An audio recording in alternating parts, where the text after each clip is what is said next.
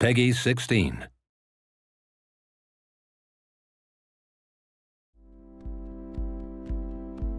I believe video games are the future of storytelling.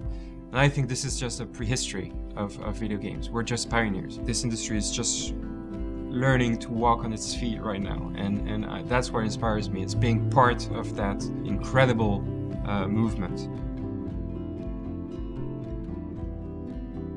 This was my real father's camera. I want you to have it.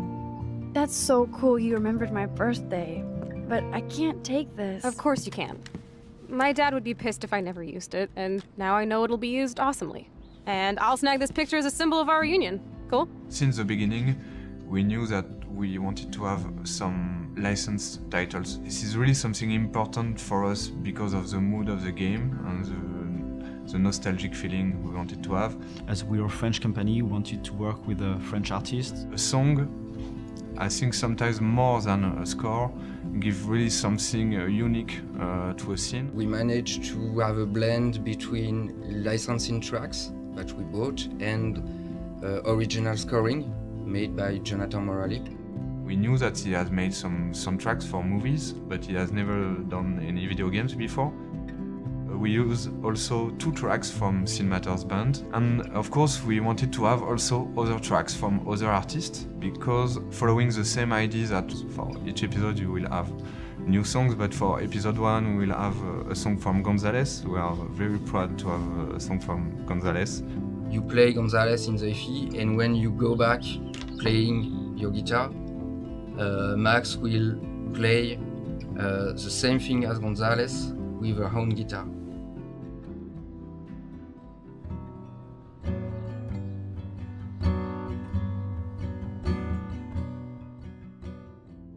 We have a song of Angus and Julia Stone, who are great artists also, and since the beginning of the game we have some Angus and Julia Stone music on a lot of scenes in the game. This is, their songs work very well with our game and with our mood. And also when Chloe is putting some music in her room, she will put a Sparkle Horse title, the great title with PJ Harvey singing on this one. And we can use also the music to describe something more about the characters by their choices. For example, the music that Chloe we are going to listen is not the same as the one of Max. For this game, we knew that we wanted to deal with more intimate feelings, some nostalgic aspect. For us, Life is Strange is more like an indie movie sort of vibe, like compared to a blockbuster, it's more like a Sundance movie. So we thought that going for a realistic rendering wouldn't work this well for this project, because we really wanted to have this slow-paced and intimate feeling with the game, and we thought that having this hand-painting feeling would really allow the player, the viewer, to put some of their own imagination and on their own feelings to what they were looking for. At the very beginning, the scene is completely blank, and piece after piece we create the environment. Usually we start with walls and we have details, and I like to put some small stuff like that. To put a small detail, just like it was your room, to add some story in it.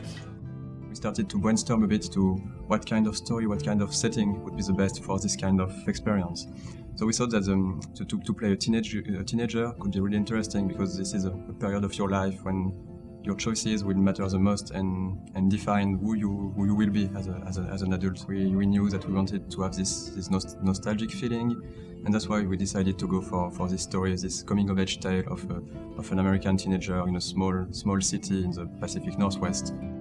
For everything in the game, we did a ton of photographs or getting references. We are looking on Google Street View and a lot of pictures to be really sure that we are right with the detail. It was very interesting to have this artistic style. The fact we use a realistic setting, it takes place nowadays in the US. So at first the team wanted to recreate something that looks exactly like the real world. For the characters, it's exactly the same. There are a lot of research, so our concept artists are doing a lot of sketch about some characters. We have all imagined those characters when we read the script. We imagine them all in our own way, so it's not always the same, but we try to be sure that the player will feel them the way we want them to feel those characters. When you're looking at an overly realistic picture, there is no room for imagination at all. You just see everything in a crude light.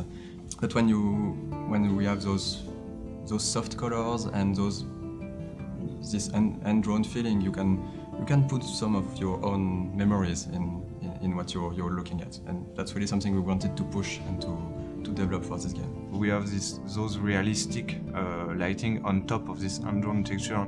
I think light is almost an actor itself in the game. In Sundance movies, there is this will to frame against the light or to have those light coming in the picture, and that's something we really wanted to portray in the game, to use the light to be part of the picture and just not be something that just would be lighting the characters. That's also some new technology we developed for Life is Strange, to have those light leaks bleeding over the picture. Some of the parts of the game are taking place in the magic hour, because this is really this kind of lighting and feeling that really brings this warmth and soft feeling, and I think it was great for telling this story, our story of Max and Chloe. This effect is composed about 7 or 8 different layers of elements, and it was a very big challenge to make it work. The effect is one of my largest effects, not most complex, but largest effects I've ever done.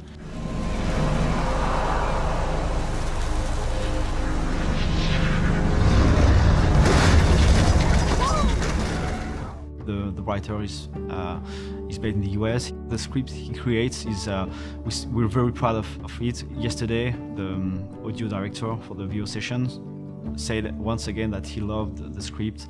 She looks like a model. That was her plan. Our plan. Get the hell out of Bigfootville and into Los Angeles. What about your mom? What did Joyce think about all this? In a game with such a heavy narratively driven game, voiceover, voice acting is really, really important. And we really wanted the voice actors to be American. And so we looked for a different studio, and we decided to went for a studio located in Los Angeles, working with American actors.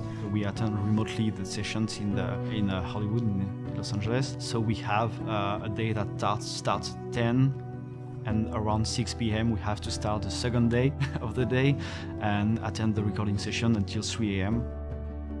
I say we have some really, really talented voice actors with the game. We're really happy with them. The actress playing Chloe her name is Ashley Birch, and she's quite famous in the video game industry because she's making a lot of videos calling Watcha playing Hatch. Hey Hash. We're really happy at what she brings and all the actors brings to the characters.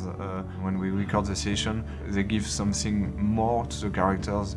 Each session is really something unique, having this quality for the game. We are really, really happy with the voice actress we have for Max. Her name is Hannah Tell. We're really, really happy with the way she's portraying Max. What's great is that everyone's enjoying this game right now. It's very different from what you're used to see. I smile when I play the game, when I discover some hidden stuff I hadn't seen. We have a lot of Easter eggs hidden here and there, and it's really an enjoyable experience. We've now basically gathered an extremely talented pool of producers, animators, game designers, level designers, concept artists, sound designers. Everywhere in this building you'll see extremely talented people.